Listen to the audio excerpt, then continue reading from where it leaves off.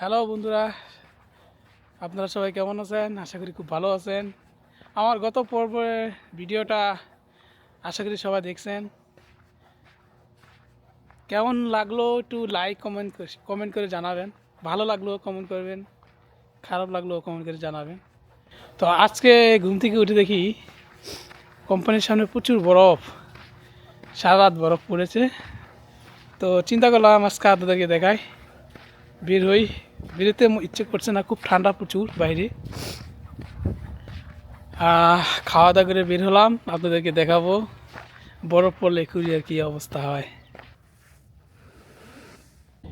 এই হলো আমার ফ্যাক্টরি, দেখেন আমার ফ্যাক্টরি কী অবস্থা। আমি আপনাদেরকে আজকে দেখাবো। এই হলো ফ্যাক্টরির চারপাশ, একটু ঘুরিয়ে দেখাচ্ছি আপনাদেরকে কী অবস্থা। দেখেন আমার চারদিকে তাকালে মনে হচ্ছে না সাদা আর সাদা, সব তুষার পরে রাত্রে জমে আছে, এখনও পড়তেছে। দেখেন এই যে আমার জ্যাকেটের উপরে পড়তেছে, এখন একটু কম, রাত্রে বেশি পড়ছে। গাছগুলো দেখেন, গাছগুলোর কি অবস্থা, গাছের উপরে বরফ জমে আছে।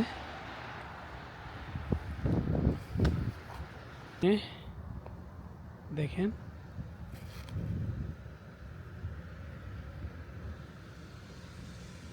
এখনো বরফ পড়তেছে, গুড়ি গুড়ি বৃষ্টি পুরার মতন বরফ পড়তেছে, যেন সাদা তুলা উঠতেছে। এতক্ষণ আপনারা দেখলেন কি পরিমাণ বরফ রাত্রে পড়ছে। বরফ পড়ে কি অবস্থা, দেখেন আমি কত কিছু করছি, কান টুপি, হাতে মোজা, জ্যাকেট। আমার জ্যাকেটের উপরে দেখেন যে বরফ পড়তেছে, এখনও বরফ পড়তেছে, আমার টুপি বরফে ভরে গেছে। হ্যাঁ, এই যে আমার পাশে যে গাছগুলো দেখেন কি অবস্থা।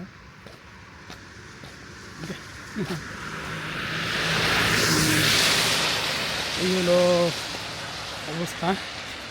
আপনাদের সবচেয়ে মজার একটা বিষয় দেখাচ্ছি আপনি এখন দেখেন, ওই যে দূরে সাদা আর সাদা, এগুলা পাহাড়ের উপরে বরফ জমে আছে, দেখতে পাচ্ছেন কি না?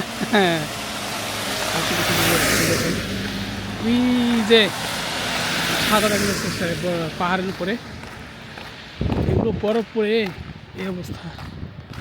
গাছগুলো পাতা টাতা কিছু নেই, শুধু গাছগুলো দাঁড়িয়ে আছে, আর সারা রাত ধরে বরফ পড়ে নিচে জমে আছে।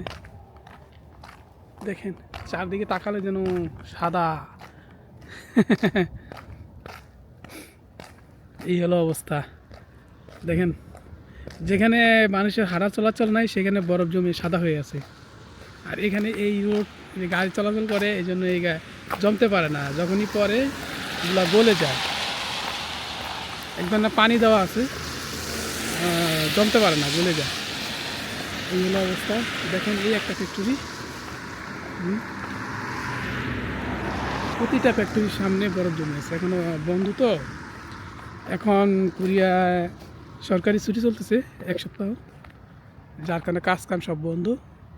আবার কাজ কাম চালু থাকলে এগুলো আবার পরিষ্কার থাকতো, এগুলা যার যার ফ্যাক্টরির সামনে তারা তারা পরিষ্কার করে, একদম জিজ্ঞাসা আছে, জিজ্ঞাসা দিয়ে এটা পরিষ্কার করে ফেলে। আমি যে এলাকা আছি এটা হচ্ছে আপনার ইন্ডাস্ট্রিজ এলাকা, এখানে শুধু ফ্যাক্টরি। আমরা এখানে থাকি, কোরিয়ান সরকার 16টা রাষ্ট্র থেকে প্রবাসী শ্রমিক আনে, এর ভিতরে বাংলাদেশেও একটি। এই মুহূর্তে কোরিয়ার অবস্থা বেশি একটা সুবিধা না।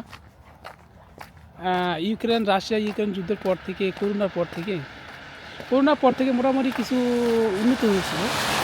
তারপরে আবার ইউক্রেন রাশিয়ার যুদ্ধের পরে একটু স্লো। শুধু কোরিয়া না, সব রাষ্ট্রেই এই অবস্থা, একই অবস্থা। তো এই জন্য এখন কোরিয়া থেকে, মানে কোরিয়া সরকার বাইরে থেকে লোক আনা একটু কমিয়ে দিয়েছে। তো আশা করি এই সমস্যা থাকবে না। আপনারা যারা কোরিয়াতে আশাবাদী আসার জন্য একটু ধৈর্য ধরেন, রিজিকার মালিক আল্লাহ, কপালে থাকলে অবশ্যই টুডে টুমুরে একদিন আসবেন। বেশি বেশি করে দোয়া করেন। এই হলো সেই দেখেন এই যে এখানে একটু সমতল জায়গা আছে, এই জায়গাটাতে মূলত গ্রীষ্মকালে চাষাবাদ করে, যেমন বেগুন, টমেটো, ফুলকপি, বাঁধাকপি এগুলো চাষাবাদ করে। তারা কোনো সমতল জায়গা ফেলে রাখে না, চাষাবাদ করে নিজেরা খাওয়ার জন্য বা বিক্রি করার জন্য। কোরিয়ানরা খুব পরিশ্রমী, কাজ ছাড়া তারা থাকতে পারে না। বন্ধুরা, এতক্ষণ আমি যা দেখলাম সাথে সাথে আপনাদেরকেও দেখালাম। আজকে খুব ঠান্ডা, শীতকালে প্রতিটা দিনই ঠান্ডা হয়, রাত্রে বিশেষ করে প্রচুর ঠান্ডা হয়। তো কেমন লাগলো আজকের এই ভিডিওটা কমেন্ট করে জানাবেন। ভালো লাগলো জানাবেন, খারাপ লাগলো জানাবেন, এবং বেশি বেশি করে শেয়ার করবেন, আমাকে উৎসাহিত করবেন যাতে আমি আপনাদেরকে আরও সুন্দর সুন্দর দৃশ্যগুলো দেখাতে পারি। আমিও দেখবো এবং আপনাদেরকেও দেখানোর চেষ্টা করব। সেই উৎসাহটুকু আপনাদের কাছ থেকে প্রত্যাশা করি। আশা করি সবাই লাইক, শেয়ার, কমেন্ট করে আমাকে জানাবেন। আজ এ পর্যন্ত, দেখা হবে আগামী কোনো এক পর্বে। আসসালামু আলাইকুম, আল্লাহ হাফেজ।